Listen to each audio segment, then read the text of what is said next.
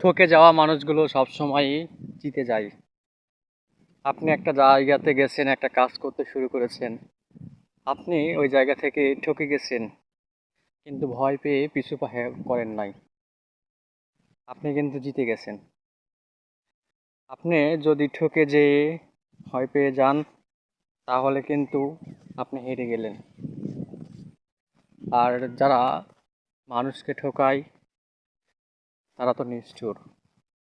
হ্যাঁ, আপনাকে ঠকাতে পারে আপনার প্রিয় মানুষ, আপনার আত্মীয়স্বজন, আপনার পাড়া প্রতিবেশী। আপনি যে ভালো করেন বা আপনি একটা কোনো কিছু করেন, এটা কখনোই কেউ চায় না।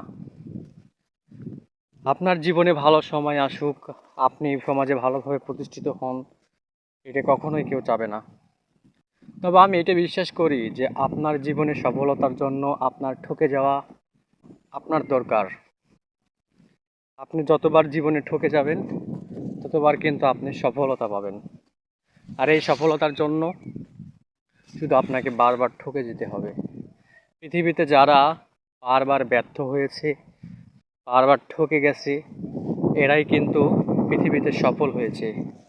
আর এই সফলতার পেছনে কিন্তু আপনি যখন বারবার ঠকে যে একটা জায়গাতে যখন যে পৌঁছাবেন, আপনাকে যে মানুষগুলো ঠকাইছিল বা আপনাকে যে মানুষগুলো অবহেলা করেছিল, ওই মানুষগুলোই সবচেয়ে বেশি কষ্ট পাবে এবং ওই মানুষগুলোই সবচেয়ে বেশি খারাপ সময় অর্জন করবে, অনুভব করবে। কারণ আপনাকে তো তারা ঠকাইতে চাইছিল, আপনার পা তো তারা টেনে ধরতে চাইছিল যেন আপনি ভালো কিছু না করেন।